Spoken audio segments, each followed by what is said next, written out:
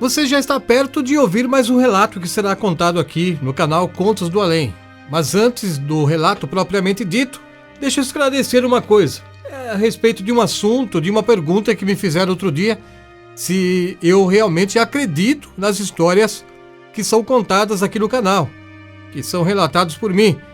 Eu posso responder, como eu respondi para a pessoa que me fez essa pergunta, que nós não questionamos a veracidade da história recebida.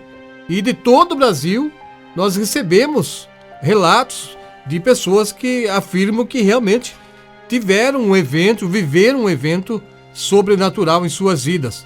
Então não compete a nós querer que a pessoa prove que a história que ela mandou é verdadeira ou que nos diga que a história não é verdadeira.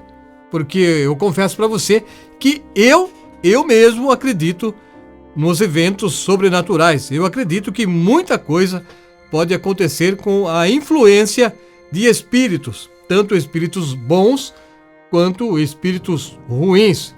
Então fica a critério de cada um. Ninguém é obrigado ou obrigada a aceitar que as histórias que as pessoas mandam para o nosso canal são verdadeiras, ou se você não acredita também, nós agradecemos a si mesmo pela sua participação. Se você está aqui neste canal, chegou até aqui e vai ouvir este relato, talvez pela primeira, segunda ou várias vezes já que você tenha acompanhado as histórias que são narradas aqui com toda a seriedade. Nós respeitamos todas as pessoas que nos enviam as suas histórias, seus relatos, seja ela homem, seja mulher, e de qualquer lugar do Brasil. Nós vamos receber com todo carinho, tratar com todo carinho que a pessoa merece. Claro, nós agradecemos cada uma das pessoas que se inscreveu e que enviou o relato para que nós pudéssemos narrar aqui no Contos do Além. Hoje nós vamos ouvir a história do Renato. Ele disse que é uma história que até ele mesmo tem um pouco de dificuldade em aceitar, em acreditar, ou tem dificuldade até mesmo para explicar como aconteceu. Mas ele disse que realmente aconteceu algo sobrenatural na vida dele. Ele não quer falar o local, porque a pessoa, a proprietária de um imóvel, de uma chácara, lá no Mato Grosso, ela depende deste imóvel. Ela aluga para final de semana, para festas de fim de ano. Então ela depende das pessoas que vão visitar aquele local, desse trabalho. É dali que ela tira o seu sustento. Então ele não quer dar endereço para que não fique uma imagem negativa daquela chácara ou a fazenda onde ele e seus amigos foram passar um final de semana. O Renato conta que certa vez os amigos convidaram para ir numa pescaria. Eles ficariam sexta, sábado e domingo. Eles foram até aquela chácara grande onde havia uma casa para aluguel perto de um rio, onde eles poderiam pescar. E naquela casa é onde eles passariam o dia e a noite também. Poderiam dormir ali, preparar o almoço, o jantar, e durante o dia eles passariam a maior parte do tempo, com certeza, no rio, porque a ideia era realmente pescar. Eles estavam numa tarde pescando lá no rio. Ele disse que era o segundo dia já que eles estavam ali. Nesse segundo dia ele se afastou da maioria das pessoas e foi para um lugar bem mais distante onde os seus amigos estavam. Lá daquele lugar onde ele ficou pescando, ele começou a olhar para o céu e viu que estava formando umas nuvens escuras. E parecia que ia chover naquele dia. E não demorou muito mesmo, o tempo todo fechou, começou a ficar escuro. Ele, preocupado, então começou a guardar suas coisas e pensou: vou voltar lá perto dos meus amigos para a gente ficar na casa, enquanto a chuva cai. Não é legal a gente ficar aqui perto do rio. Mas quando ele voltou lá onde seus amigos estavam, já não encontrou ninguém. Ele pensou: tudo bem, eu vou voltar lá para casa. Eles com certeza foram para lá. Mas, para a sua surpresa, quando ele chegou na casa também não havia ninguém. Ele entrou na casa chamando o nome das pessoas, mas ninguém respondeu. Provavelmente eles tinham ido embora e esqueceram o Renato ali na casa. Esqueceram o Renato lá perto do rio. Será que eles ficaram assim tão preocupados com a chuva? Que provavelmente foi isso que aconteceu. porque para sair de lá onde eles estavam, eles teriam que passar por uma estrada de terra. E se chovesse muito forte, aquela terra viraria barro. E eles ficaram com medo, provavelmente, de ficar atolados naquele lugar. E para isso não acontecer, eles arrumaram rapidamente as coisas, pegaram o carro e foram embora. Só que acabaram esquecendo o Renato, lá no mato. O Renato entrou na casa e ficou olhando lá para fora. Diante da casa onde eles estavam hospedados, existia uma colina. E atrás daquela colina, ele conseguia ver um pouco a cidade. Não estava tão distante dali. Era coisas assim de 3 a 4 quilômetros. O Renato ficou olhando e viu a chuva se aproximando. E a chuva chegou forte naquela tarde. Renato ficou olhando lá para o horizonte, contemplando a chuva e preocupado se ela ia parar rápido, se alguém voltaria ali para buscá-lo, ou se ele teria que ir embora caminhando, a pé. Mas se fosse assim, ele torcia para que a chuva parasse logo e não demorasse muito para passar. Enquanto ele estava olhando lá para o horizonte, ele se lembrou que naquela casa não tinha luz elétrica. Então, estava escurecendo o lugar.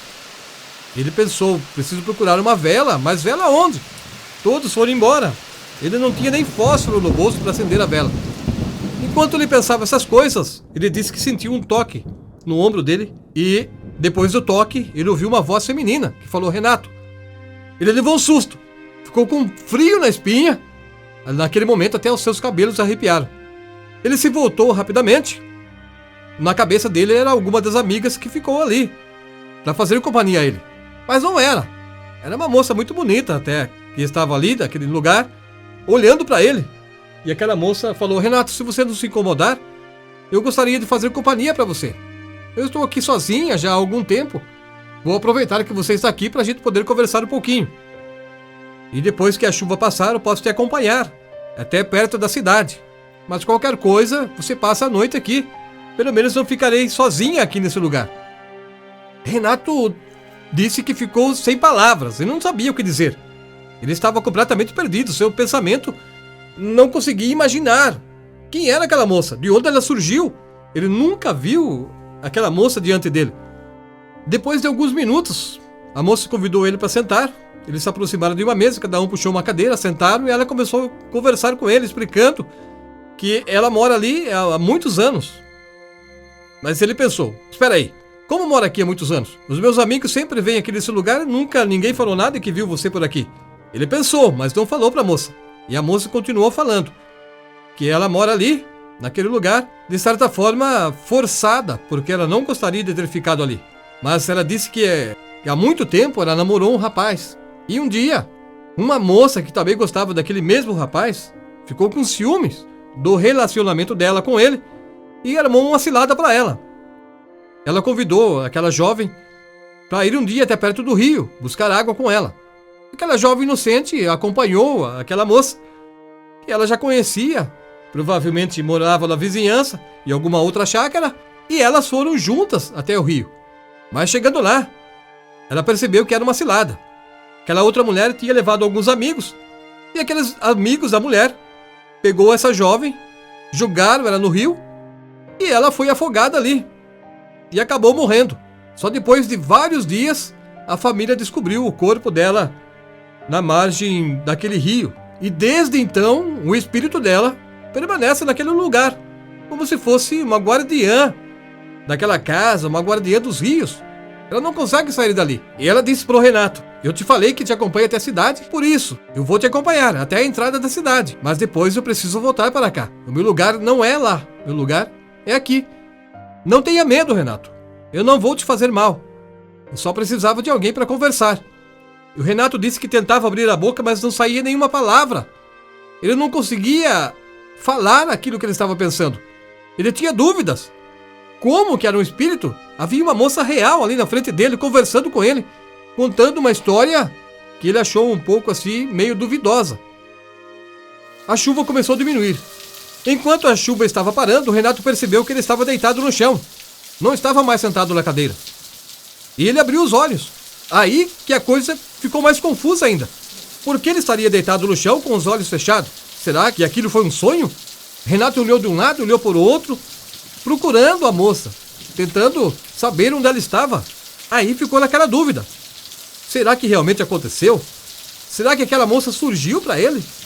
Ela estava ali. Ele olhou lá na cozinha, na mesa, e as cadeiras estavam arrumadas. Nenhuma cadeira estava afastada da mesa. E eles tinham puxado a cadeira para poder sentar. Ele se levantou, confuso, e a chuva foi diminuindo. Ele pegou sua mochila, colocou nas costas e foi embora de lá, mesmo antes de terminar aquela chuva. Ele enfrentou uma chuva fraca até chegar na cidade e, chegando no vilarejo mais próximo, ele ligou para os seus amigos e um dos amigos voltou até ele para buscá-lo. E ele contou para o seu amigo o que tinha acontecido. E o amigo dele disse: "Puxa vida, desculpa, Renato, esquecemos você naquele lugar. Esquecemos de você quando chegamos em casa, que eu me lembrei. E o Renato? Liguei para os outros amigos e a gente estava até preparando para voltar lá na chácara para te buscar." E o Renato contou tudo o que tinha acontecido. Eles não acreditaram, principalmente aquele rapaz que voltou para encontrar com ele lá no vilarejo. Ele disse: "Ah, Renato, você acabou dormindo e sonhou com isso." Mas o Renato disse que é impossível ele ter sonhado com algo que parecia tão real. Mas ele disse também que não pode provar. Como que ele vai provar algo que ele não tem fotografias? Não tem como. Está somente na cabeça dele. E ele não se lembra de ter deitado no chão para dormir. A única coisa que ele lembra é que ele estava olhando para o horizonte, até aquela colina, diante da janela onde ele parou para ver a chuva chegar. E enquanto ele sentiu o toque no seu ombro e a voz feminina chamando pelo nome dele.